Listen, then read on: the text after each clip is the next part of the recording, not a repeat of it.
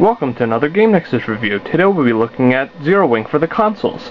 First we'll be taking a look at Zero Wing for the PC Engine CD, which of course is the Japanese version of the Grafx CD. So right here I got my Grafx 16, along with the CD attachment and the System Card 2.0 right in the slot. Of course we don't need the Super System card, which is the 3.0 or the arcade card, because Zero Wing doesn't take advantage of any of their features.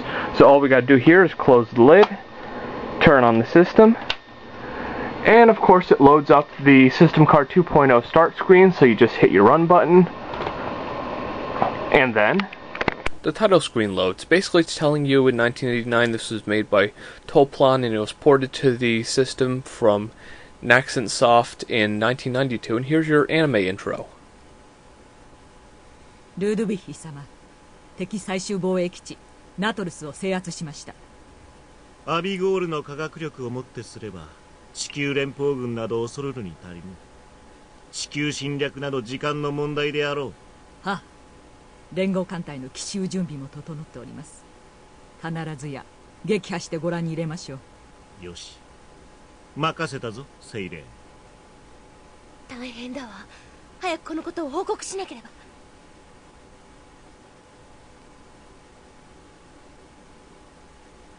こちら地球連邦本部連合艦隊応答願います。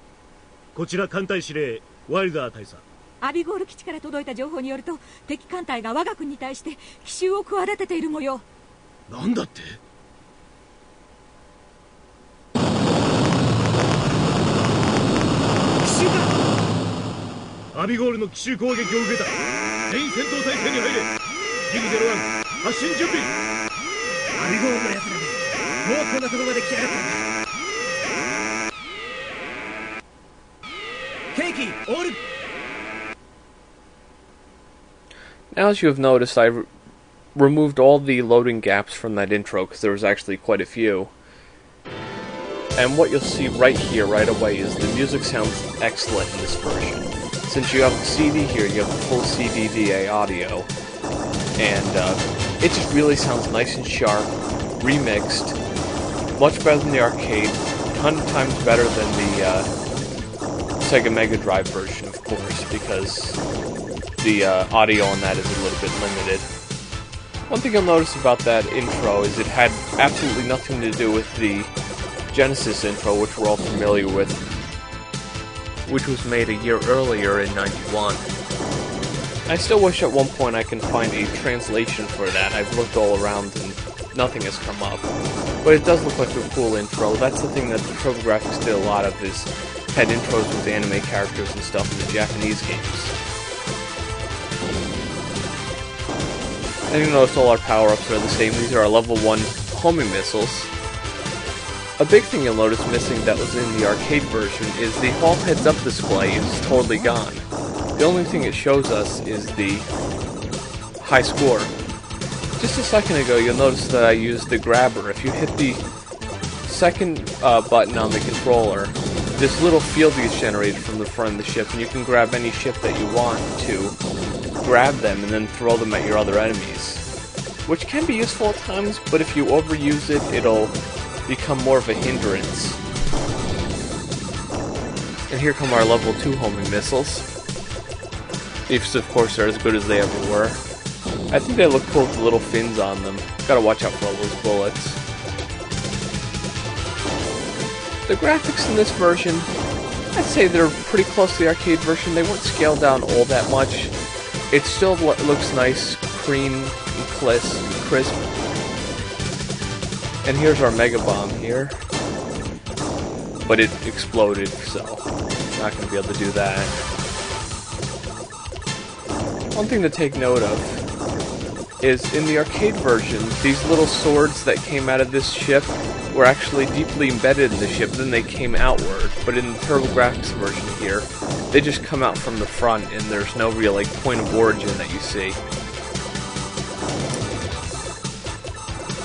Take care of these guys here.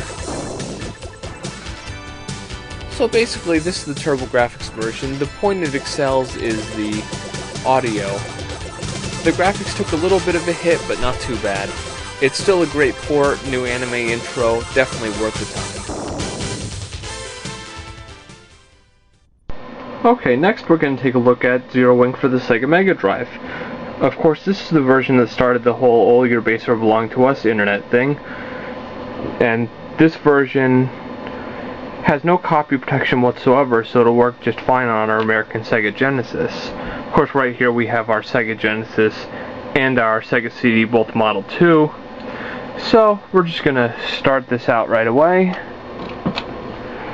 And of course it just goes into our warning screen, Sega, and then it just starts up. Now normally the intro would be shown here, but I've cut it out and put it in another video because there just simply wasn't enough room in this video.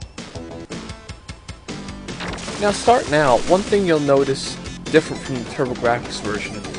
The original arcade version had the ship flying out of the big ship just like in this version, but in the TurboGrafx version your ship just kind of appears in front of it and doesn't have that little fireball that comes out, which is a nice addition here.